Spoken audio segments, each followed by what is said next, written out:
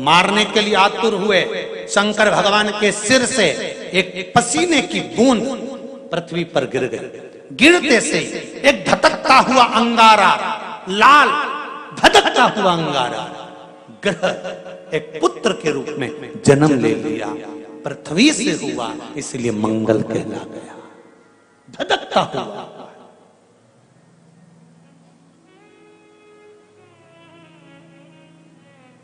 पर अंधकासुर अभी नहीं मरा है।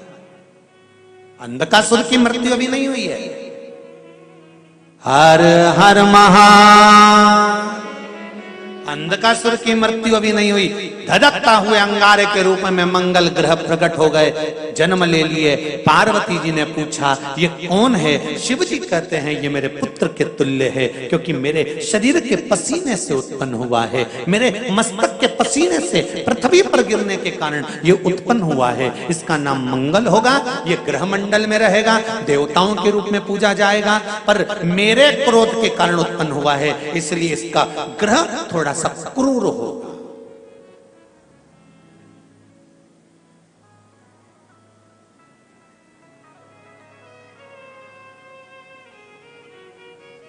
एक बात बहुत ध्यान से सुनिएगा। विवाह, शादी, संतान प्राप्ति, विवाह के बाद में विवाद या किसी नए कार्य के लिए आगे बढ़ रहे हैं और उसमें अड़चन आ रही है, तो एक बार किसी ज्योतिष आचार्य के पास जाकर पूछना, वो बता देगा या तो मंगल या शनि कुछ ना कुछ, कोई ना कोई क्रूर ग्रह तकलीफ दे रहा होगा। ज्योतिष आचार्य के पास जाएंगे, वो कहेगा। जितने भी ग्रह हैं, चाहे राहु हो, केतु हो, मंगल हो, शनि हो, बुध हो, भौम हो, सूर्य हो, ये सारे जो ग्रह हैं ये शंकर भगवान के शिवलिंग के पास में विराजमान है। शिवलिंग के पास में विराजमान। कभी मौका मिल जाए, विवाह शादी में देरी हो रही हो, या कोई नया कार्य चालू कर रहे हो उसमें देरी हो रही हो, या कोई सर्विस के लिए, नौकरी के लिए जा रहे हो और वो कार्य नहीं हो रहा हो, तो एक धतूरा, केवल एक धतूरा, उस धतूरे को फोड़कर उसके अंदर का फल निकालकर उस फल को शिवलिंग पर चढ़ाकर एक लोटा जल शंकर भगवान को समर्पित कर कर। दिन होना चाहिए मंगलवार। कौन सा दिन होना चाहिए? जम के बोलो जरा, मंगलवार का समर्पित करो। उसके बाद में आप विवाह के लिए अगर समर्पित करे हैं तो विवाह में देरी नहीं होगी। व्यवसाय और व्यापार के लिए या नौकरी के लिए समर्पित करे हैं तो उसमें देरी नहीं होगी। एक पत्र में आया है, सुन लीजिए, बड़ा सुंदर संवाद है।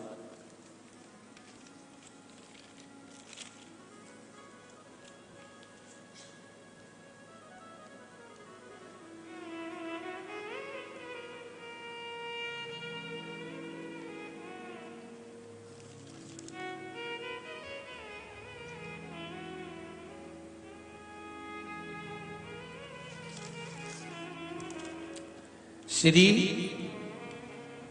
D Sarika, D Shankar, Sangareddy, Telangana. कहीं बैठे हैं? आप ही हैं? दोनों हाथ हिला दो एक बार। श्री शिवाय नमस्तुभ्यम। आपने पत्र में लिखा है, गुरुजी चरणों को कोटि कोटि प्रणाम। शिव महापुराण की कथा की महिमा।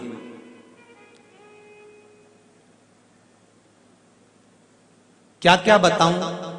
शिव पंचायत कथा से हमने, जो शिव पंचायत कथा हुई थी, आप लोगों ने भी टीवी पर श्रवण करी होगी, उस कथा से हमने सुना था। उस समय पर हमने एक बोर डालते समय का उपाय करने से हमने बोर करवाया और उसमें पानी की मात्रा नहीं थी, तो वो उपाय करा। बाबा की कृपा से पानी 85 फीट को आ गया। 5 बेलपत्र पानी के तांबे के लोटे का डालकर धतूरे वाला प्रयोग का स्मरण किया और शिव की कृपा से वो जल 85 फीट पर अच्छा मीठा जल प्राप्त हो गया। ये शिव की कृपा है। बैठिए रेड्डी जी, बैठिए। हर हर महादेव। श्री डी सारिका डी शंकर संगार रेड्डी तेलंगाना से। ये शिव की उपासना, ये शंकर की करुणा। आप अगर दिल से कर रहे हैं कोई उपाय, आप भगवान शंकर की आराधना अगर दिल से कर रहे हैं, भगवान शिव की आराधना आप हृदय से कर रहे हैं, तो ये निश्चित है कि शिव दिल से सुनेगा जरूर। तेरा ही दिया मैंने खाया पिया है, तेरा शुक्रिया, तेरा शुक्रिया। आए जब कष्ट, बहुत कष्ट का जीवन चल रहा हो, बहुत कष्ट की जिंदगी चल रही हो, ध्यान लगाना। अगर कष्ट का जीवन चल रहा हो, तकलीफ की जिंदगी चल रही हो, 5-7 सोमवार, या तो 5 सोमवार या 7 सोमवार, हाथ में दुर्वा, मान लो ये तुमने दुर्वा ले ली, हाथ में दुर्वा, एक बेलपत्र, और उसी हाथ में अपने घर का भरा हुआ 1 लोटा जल। पहले रखना है दुर्वा, फिर रखना है बेलपत्र, उसके बाद में हाथ में 1 लोटा जल, और दोनों हाथों का स्पर्श करते हुए जो अपना पूजन का कक्ष होता है घर के अंदर का, उस पूजन कक्ष की साक्षी में खड़े होकर अपने कुल देवता, पितृ देवता और अन्य देवताओं का स्मरण करते हुए, बाबा बहुत दुखी हूँ, बहुत तकलीफ में हूँ, बहुत कष्ट में हूँ, मेरा परिवार आज दुख तकलीफ में है, मेरा परिवार आज कष्ट में है, दुख में है, कष्ट में है।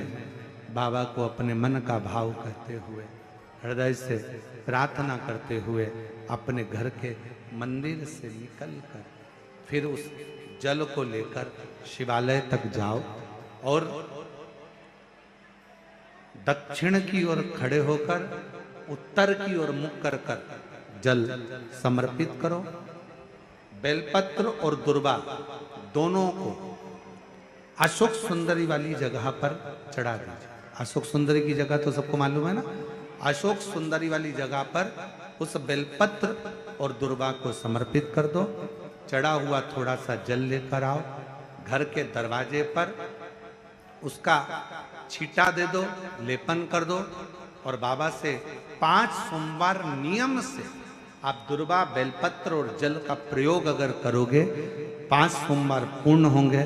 जो तुम्हारा दुख है वो समाप्त जरूर होगा। शिव करुणा जरूर, शिव कृपा जरूर। बस इसमें 3 चीजों का स्मरण रखिएगा। 3 चीजों शिव पुराण कर रही है, इसमें 3 चीजों का स्मरण करिए। पहले नंबर पर दुर्वा, दूसरे नंबर पर बेलपत्र, और तीसरे नंबर पर जब जल चढ़ाकर वापिस आओ तो अपने घर में प्रवेश के पहले देहली पर, चौखट पर भगवान शंकर के अपने घर के द्वार पर शिव का नाम लेकर जल का सिंचन। 3 शिव जी की करुणा का गुणगान करने के लिए 3। जब आप तकलीफ में होते हो तो 3 शंकर को जल चढ़ाने वाला, 1 लोटा जल चढ़ाने वाले के पास 3 को भगवान शिव अवश्य भेजते हैं। दुख को समाप्त करने से पहले 3 को मेरा शंकर आपके दरवाजे पर जरूर भेजता है। पहले नंबर पर मां आद्य शक्ति दुर्गा को आपकी पड़ोसन के रूप में, आपके रिश्तेदार के रूप में, आपके कुटुंबी के रूप में, आपके संबंधियों के रूप में, किसी ना किसी के रूप में आपके पास भेजकर बोलेंगे, क्यों घबराती हो, क्यों चिंता करती हो, क्यों टेंशन लेती हो। मैंने सुना है कथा में, बाबा ने ये बताया था एक काम कर, एक बेलपत्र, एक दुर्वा लेकर जा। बताएगी, आएगी, बैठेगी, सुंदर। उस दिन उसका चेहरा देखोगे आप तो आपको लगेगा ये मेरी पड़ोसन नहीं हो सकती। उसका चेहरा देखोगे तो आपको लगेगा ये मेरी देवरानी नहीं, ये मेरी जेठानी नहीं, ये मेरी ननंद नहीं, ये मेरा रिश्तेदार नहीं। आज इसका चेहरा कुछ और बोल रहा होगा। जब होगी तब कोई तुम्हारे कहेगा, धीरे से, सामने नहीं आएगा तो सुंदर स्वरूप धारण कर कर स्वप्न में आकर कहेगा। ऐसा लगेगा कोई तुम्हें जगा कर कह रहा है कि तू घबराना मती, तू ये कर लेना। समझ, धीरे से, सामने नहीं आएगा तो सुंदर स्वरूप धारण कर कर स्वप्न में आकर कहेगा। ऐसा लगेगा कोई तुम्हें जगा कर कह रहा है कि तू घबराना मती, तू ये कर लेना। समझ लेना मेरे बाबा ने अपनी अर्धांगिनी पार्वती को तुम्हारे पास भेज दिया। मेरे शिव ने अपनी पत्नी को तुम्हारे पास भेज दिया, अपनी अर्धांगिनी को भेज दिया। दूसरे नंबर पर मेरे भोले बाबा, मेरे शंकर, मेरे त्रिकालदर्शी, मेरे करुणा सागर, मेरे शंकर दूसरे नंबर पर अपने गण भृंगी को भेज देते। शिव जी के गण श्रृंगी और भृंगी का कर्म क्या? श्रृंगी शिव से दूर नहीं होता और भृंगी शिव जी की आज्ञा पाकर शंकर के भक्त के पास जाकर बैठता है। शिव जी अपने दूसरे पात्र को भेजते हैं भृंगी को। भृंगी दूसरे नंबर पर जाता है। उसका काम क्या है? भृंगी का कर्म क्या है? तो कहा भृंगी कभी भी सामने अपने प्रतिबिंब से नहीं आता, किसी का स्वरूप धर कर नहीं आता। भृंगी आपके हृदय में आकर भीतर से बोलने का प्रयास करता है। ये काम गलत हो रहा है, इसको रोक ले। तेरा मन से अंदर से बोलने का प्रयास करेगा, एक काम कर, तू वहां चले जाए, ऐसा हो सकता है, तू ऐसा कर ले, तू वैसा कर ले। वो बताने का प्रयास करेगा, वो आपको ले जाने का प्रयास करेगा, उस तक ले जाने का प्रयास करेगा कि ये कर्म कर, ये कर्म कर। भृंगी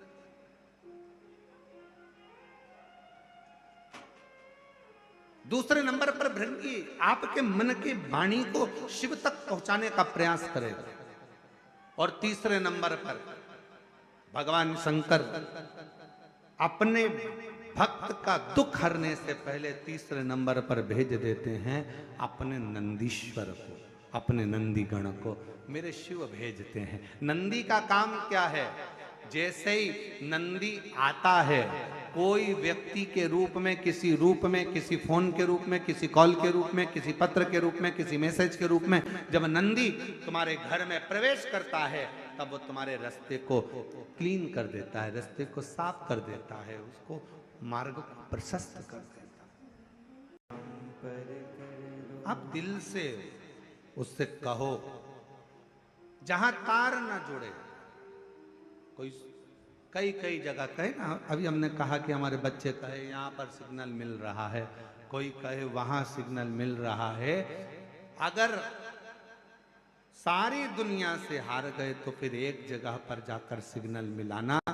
एक बार शिव महापुराण की कथा में पहुंचकर बाबा देवादिदेव महादेव से अपने मन की बात कहकर कभी योग बन जाए तो उस कथा में आसन बिछाकर जमीन पर अपना आसन डालकर ये नहीं सोचना कि मैं वीआईपी कितनी हूं, मुझे कहां बैठना चाहिए, कहां रहना चाहिए। एक बार उस पवित्र प्रांगण में जहां बाबा की कथा हो रही हो, जहां बाबा कुबेर भंडारी का आनंदमय कथा कर तत्व ग्रहण करने को मिल जाए, वहीं पर रात्रि विश्राम कर कर बाबा से अपने दिल की बात कहकर अपने मन की बात जरूर कहना। ये निश्चित है मेरे बाबा से तुम्हारा सिग्नल जरूर मिलेगा और शिव आपकी बात को स्वीकार